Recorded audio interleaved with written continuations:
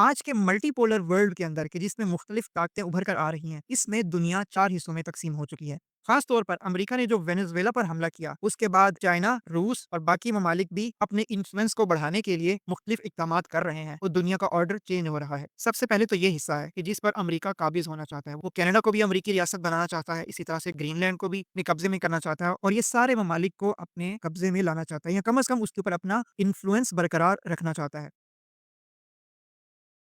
کچھ Soviet union کے ساتھ تھے اور کچھ امریکہ کے ساتھ۔ لیکن سوویت یونین ٹوٹنے کے بعد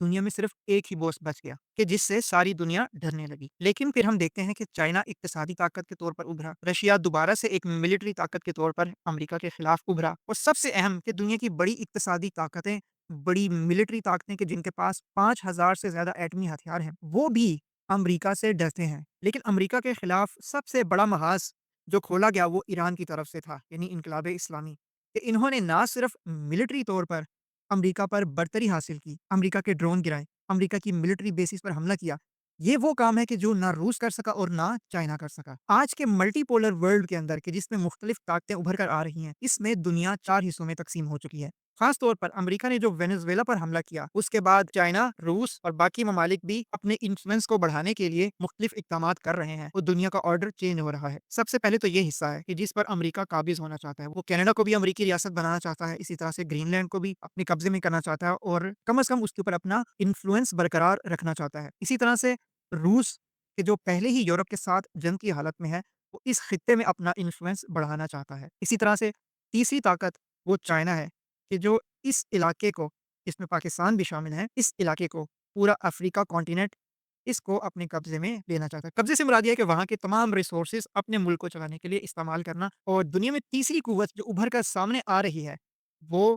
ایران ہے کہ جو نہ صرف مڈل ایسٹ پر بلکہ پوری دنیا پر نظریاتی اثر ڈال رہا ہے، کیونکہ واحد ایران ہی ہے، یعنی انقلاب اسلامی، کہ جس نے فلسطین کے ایشو کو زندہ رکھا ہے اور دنیا کے سامنے پیش کیا ہے اور اس مسئلے کی وجہ سے اس کی قیمت یہ ادا کرنا پڑی کہ اپنی حکومت ان کی خطرے میں ہے، اپنے معیشتی حالات درست نہیں ہیں۔ لیکن پھر بھی ہم دیکھتے ہیں کہ ایران کا انفلوئنس نہ صرف پورے مڈل ایسٹ کے اندر پھیل رہا ہے مزید، بلکہ یورپی ممالک کے اندر بھی ایران نظریاتی طور پر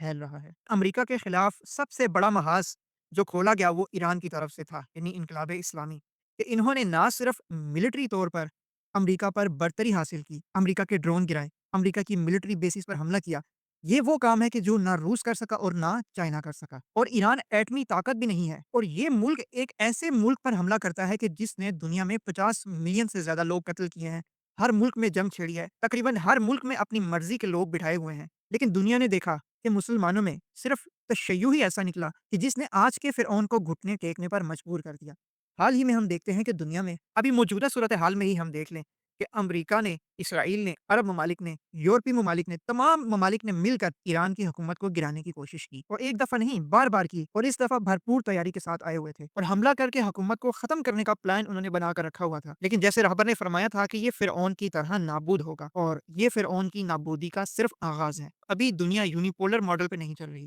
امریکہ بھی اکیلا طاقت نہیں ہے۔ اسی طرح سے سوویت یونین کے ٹوٹنے سے پہلے دنیا بائی پولر ماڈل کے اوپر چل رہی تھی، کہیں دو طاقت، دو بوس تھے، لیکن ابھی ملٹی پولر ماڈل چل رہا ہے کہ دنیا کا آرڈر تبدیل ہو رہا ہے اور دنیا 4